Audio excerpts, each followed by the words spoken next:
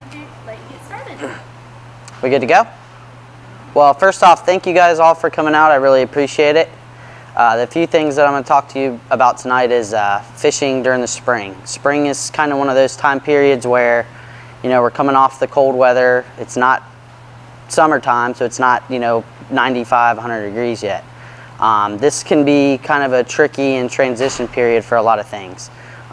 We go from having pretty much no snook or very few snook and tarpon to, having a little bit more, not quite as much as during the summertime when it's real hot, but definitely a lot more than the wintertime. And a few of the things I want to talk about is, techniques, certain lures and stuff that I like, areas, but that's what I'm going to go over first. In the spring, a lot of the fish are not so much balled up. They like to kind of spread out and roam around, and they're not all congregated into one little hole like they do in the wintertime. And a few of the areas that I like to target are deeper mangrove shorelines, big spoil islands. Spoil islands during the spring can produce big sea trout. Our sea trout fish in the spring is some of the best. Basically, a lot of our fish still live up shallow, but with the lack of seagrass, our fish are relating more to structure than ever. We don't have the seagrass beds that we've had in numerous years. It's been depleted throughout the years. Everybody knows that. It's nothing new. So these fish are finding areas that are a little bit harder to get to. Those big mangrove shorelines, all the fish are going to be way up under the trees. All these docks, all these residential docks, the ones that are old and crickety and falling apart and have a little bit more depth to them. These are all great areas for every species in the river: redfish, trout, snook, tarpon, black drum, and they're some of my favorite places to fish. But you don't want to just go out and say, well, there's some docks, I'm going to go fish them, and just start throwing, and you're like, oh, well, I'm not catching anything, and then give up on it. You got to find what those fish are looking for around those docks. So, say there's 50 docks in a line, and they're all 6 inches deep, but then there's one that's kind of broken apart, maybe it's been there a little longer, and it's a little deeper. That is something different than the surrounding area, and 95% of the time, that's where the fish are going to hang. If you're going down a mangrove shoreline and it all looks the same and it's all real shallow, but then maybe it's a little bit deeper here, or the mangroves extend over the water a little bit more, that's the type of areas these fish are looking to. There's lots of predators out there for them. Humans, the dolphins, I don't know if you guys have seen them lately, but they've been out of control because they're doing the same thing we are. They're looking to catch fish. With that being said, it's real important that you try to think outside the box and look at the area and kind of pick it apart, and try to get your baits up in the areas that not everybody else is fishing. Not the average person can just get it up under the bushes and skip cast, which is very important, and it's pretty crucial nowadays. It makes a big difference. As far as your snook and your big trout, a lot of our spoil islands have deeper drop-offs and sloughs that come off of them. So most of them all have sandbars, which everybody loves to go to the sandbars on the weekend and stuff. So you want to try to avoid those islands that get hit the hardest. And again, pick that island apart. Go up to the spoil island and look at it and say, okay, well, there's a little sandbar coming out here and there's a lot of mangroves on this side. And experiment with it. Fish around it until you get a bite. And once you get a bite, look at what you just did to get that bite. Look at the area and use that towards your next move. So if I'm fishing the edge of the spoil island and I notice that, hey, this sandbar pops out here and it's about 3 feet deep, and I caught a fish right on the edge of it, in 1.5 feet of deep water. Well, apply that to other areas and you're probably going to have really good success. If you really want to catch trophies, if you want big trout and big snook, or big bull redfish, some of the best things that you can do is go around these areas with larger baits like pinfish, pigfish, croakers, and big cut baits. Really big chunks of black mullet, big ladyfish chunks, and you got to have a little bit more patience. You know, these fish have seen a lot. They're really old. A lot of our big bull reds, which people, you know, they look at a redfish, but they don't even think about it. Those big bulls are anywhere between 30 and 40 years old, if not more. That's the whole reason why they put these slot limits and things in place, is because that's our breeder fish. Same way with snook and trout, especially if you get a big trout over 20 inches. That fish is creating a lot of babies, and it's a really old fish. So they require a little bit more patience, and you got to really pay more attention to detail. But if you do find an area that, you know, you're seeing some fish and you can't get them to bite, don't be scared to try different techniques, like big live bait, mullet. You know, if you fish something and you don't get a bite on it for a while, that doesn't mean give up on it. You know, try something else and then maybe come back to that later, or try it in a different area. Don't try to get too centered on one thing. One great way that I love fishing pretty much 365 is throwing artificial baits. I'll grit a real light spinning rod like this. This is a Shimano rod and reel. It's about 7.5 feet long, and it's really good for throwing small artificial baits. I like throwing small baits like the little DOA paddle tails. If you notice, I got two colors here. I got one that's silver and a little lighter on the top, and one that's pretty dark and pretty light on the bottom. I don't like getting too far away from natural colors. That's just my personal preference.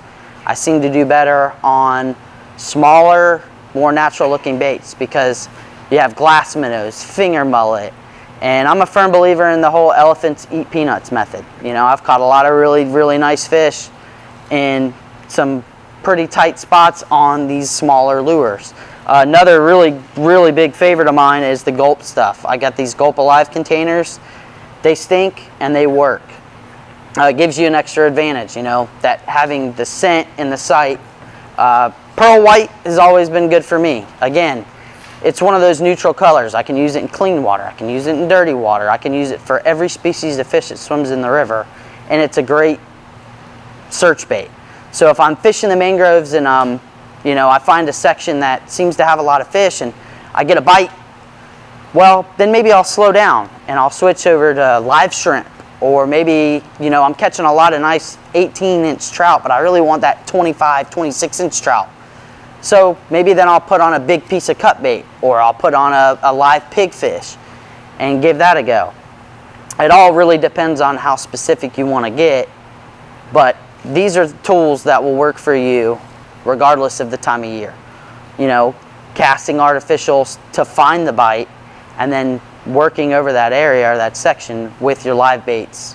You know, your big shrimp, croakers, pinfish, there's a million different little small bait fish that'll work as well, but those are my go-tos. I usually will fish two rods. I'll keep the smaller, lighter rod for artificials, and then I use my little bit larger rod, which is, this is a 5,000 with 20-pound braid, and 7.5 foot to 7 foot if I'm fishing around a lot of structure. If I'm fishing around a lot of trees and structure, I don't want a real long rod because I'm not really making a real long cast. I want a smaller rod to make a short, accurate skip cast, or to maybe have a little bit more power to be able to get those fish away from the structure. And that's a really good overall bait or rod for fishing bait. Whether you want to fish big croakers or whether you want to fish a big shrimp, it can do both. It's not going to be too much for the light shrimp, but it's also not going to be too light to where I can't throw a big bait. Because if you try to throw a big croaker or a big pinfish on this little tiny light rod, you're going to have a little bit of trouble. And then when you do hook a really big fish, you don't really have the added power that you need to try to either get the hook in them or to get them away from the structure. But the spring can be really good. It's second favorite to mine. Fall is always the best. Everybody loves the fall. Another method that works real good is when we start to get our finger mullet pods on the edge of these mangrove shorelines, or shorelines that maybe it's real skinny and then all of a sudden there's a big drop off close by. The fish will push up on the shallow water flats in the morning around those finger mullet pods, and you can catch them on topwater plugs. Everything, redfish, trout, snook, tarpon, the whole nine. you'll start seeing more of those once we get into our, warmer climate. We still have a little bit of a cold front coming in here and there. So the pattern's going to be kind of thrown off, and you just really, the most crucial part is getting on the water, paying the absolute most attention to detail that you can. When you catch a fish, see what you did right, and use that to not just that moment, but every other time that you're fishing around, similar area. And those little tiny details sometimes are going to make all the difference. With all that being said, I know it's kind of a lot to take in. Is there any questions that anybody has specifically that they'd like answered? Could you address the flounder issue? Are you categorizing? I like to go after flounder. And I've only moved here 7 months ago, so I'm a new guy on the block. Okay, so I'll tell you why we don't have much of a flounder fishery here, and the reason for it is we're a non-tidal estuary. So if you go between Port Canaveral, Ponce Inlet, Sebastian Inlet, that whole area, we do not have a tide. Our salinity level it ranges and changes so often that it's not prime flounder environment. Now, if you want to have good luck with flounder, Port Canaveral, Sebastian Inlet, Ponce Inlet, these are all great areas to go catch flounder. Run down there or up there. Go to the inlets and stay more on the ocean side and fish like slip sinker rigs, like a small weight with a swivel and then 1.5 feet of fluorocarbon with either a mud minnow, a small finger mullet, unless you really want just doormats. If you want doormats, use a little bit bigger bait. Live shrimp work real well too, and fish around the jetties, fish around any kind of channel drop-off. So if you go out of all of these inlets, they cut channels and dredge channels out for all the cruise ships and big cargo ships and boats and whatnot.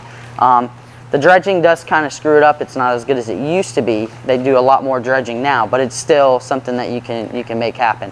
But as far as fishing them in the river, you may catch one every now and then, but it's not something that you want to go target.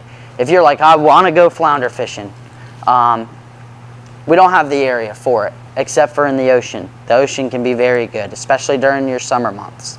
And in the fall. Fall, we get some really big ones. Anybody else? Okay, cool. Well, one thing I also want to touch base on. Now, with us not having a tidal estuary, and everybody's well aware of our seagrass issues, it is very crucial, at least for the time being, that we try to catch and release as much as possible. Most people are unaware of how the fishery was back in the day. 10, 15 years ago, when I was this big fishing, it was, I can't even explain to you how fantastic it was. We still have an awesome fishery, but it requires a lot more work. It requires being on the water a lot more often. The average size of a slot redfish is, about 5 years old. And when you put that into a term compared to the ocean, like when you catch a kingfish that's that long, a kingfish that's about 24 inches is maybe 5-6 months. So those fish are growing very, very slow. That's because we have a non-tidal estuary. We also have a totally different genetic of redfish than most places do. You can't just take a redfish from anywhere and dump it in our ecosystem, and you can't take our redfish and put it to the West Coast. It doesn't work like that. That's what made Mosquito Lagoon and the Indian River so famous, was our big giant breeder redfish that live and breed in our lagoon all year round. They don't travel to the ocean. So until we can get a stocking program figured out, until we can get our seagrasses back under control, so that everybody in this room and the next few generations can have a really better fishery, it's very, very important that you catch and release. Now, if you're just hankering for a fish and you want to go out and you want to catch something to eat, I encourage you all to go into areas like I was speaking, the inlet, Sebastian or Ponce, or maybe even stick to more sustainable species that are more like bridge and dock dwellers, like your sheep's head and your mangrove snappers, ones that repopulate really fast. But there's a lot of water out there, and there's a lot of fish, but they're all concentrated in these smaller spots, and we're not the only ones targeting them. There's a lot of wildlife, And I think in the years to come, we're going to probably see some regulation changes, but let's try to do it together on us and not have to rely on FWC or these other fisheries to manage them. Because I'm telling you, if everybody caught and released for a year and we got our seagrasses under control, we would have one of the best fisheries in the entire world. There's no doubt about it. When I was 4 or 5 years old, I know it sounds crazy because I'm 28 years old, but I cannot tell you the dramatic difference. I could have literally taken you out not knowing anything and anyhow, and we could have caught 50, 60 redfish, no problem. Those days are hard to come by now. But if we all kind of group together, let them go, we'll see that again. And it'll be much better. And once we get a stock program, once they can get our genetics down and our seagrasses to come back a little bit, you know, it won't be anything to go out and harvest a fish or two. It'll make a lot more sense. So thank you guys. I really appreciate y'all coming. And if there's anything else I can do for y'all, let me know.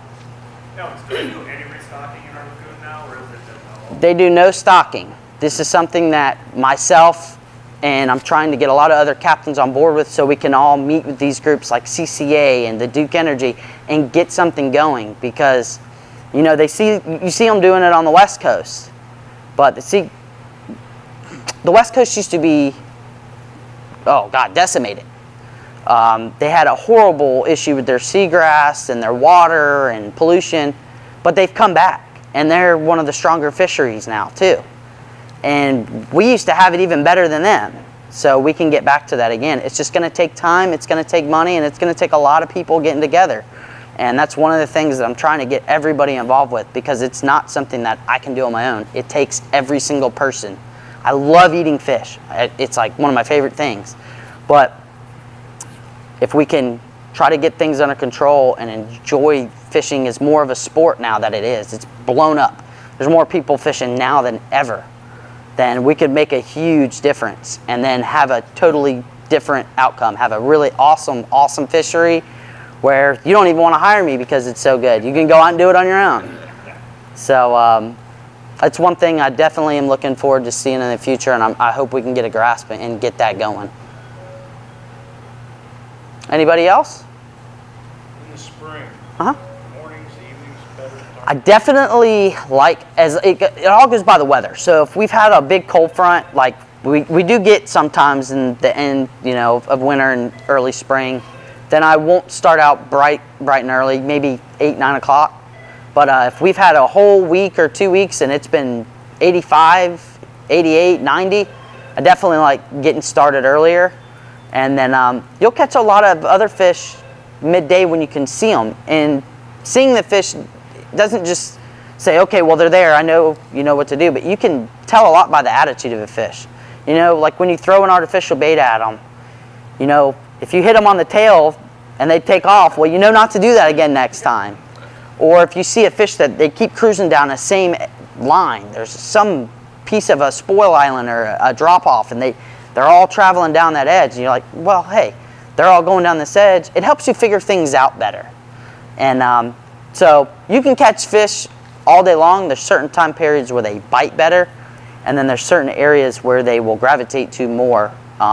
For your best action, though, definitely, you know, if it's real hot, start out early. If it's, you know, been kind of cooler out, don't expect to get out and really have an epic day at 6:30, 7 o'clock in the morning when it's 50, 60 degrees. Fish are just like humans, you know. When it's cold, I don't know about you guys, but I'm pretty dang sluggish. You know, I don't really want to go moving around a lot. I got to put a couple jackets on. Jackets don't, you know, do much for fish. So using that sunlight to their advantage makes a big difference. And another thing, when it's cooler out, the sun rises in the east and it sets in the west. So what shoreline is going to warm up first? The west bank. So take that into consideration, because sometimes that does make a big difference. Just that little bit of heat and having the wind all right and everything too. It all plays a huge role into your fishing day. If you're targeting snook or tarpon, do you use a lighter lure compared to the darker ones? It all Like a depends. redfish or a trout? It all depends on the situation. So these are 3 comfortable baits that I've always caught certain species on.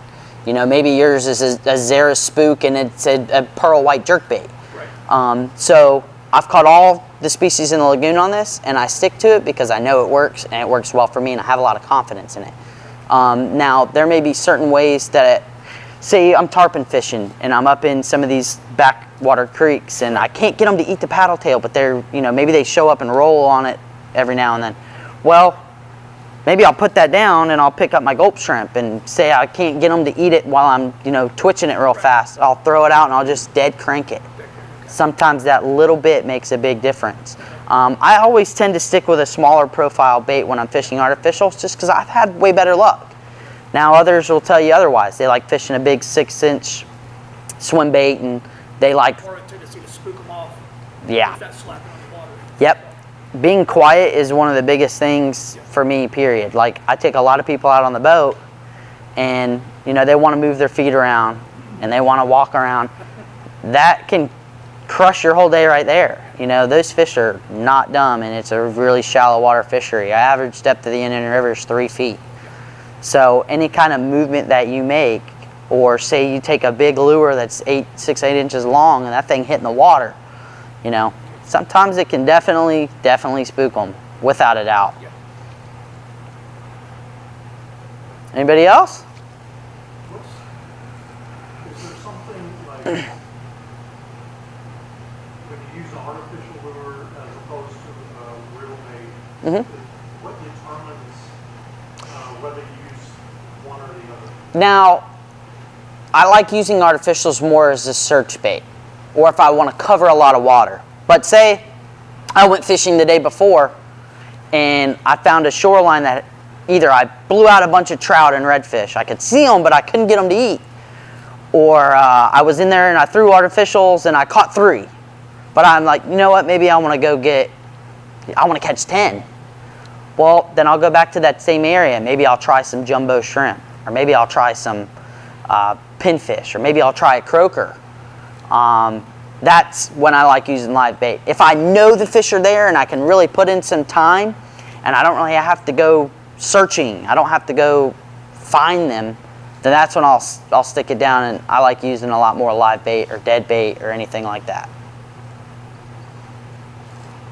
So, if you're using live bait, and you vary it, is it because their sense, their activity in the water that the fish will go for it? What's the reason why, say, a mud minnow versus any other kind of live bait? Why will they attract to it versus something else? It's all something within that fish. Like for some reason, one of the best snook baits around is a croaker. They croak. They will eat snook spawn. That's one thing that they just love. But then there's also fish like tarpon, where their number one bait for me has always been a black mullet. But then there's been other days where I can't get them to eat a black mullet and they want something crazy like a pinfish. So really it's all in the mood of the fish, and it just changes for every scenario. Certain areas I find do better with certain baits.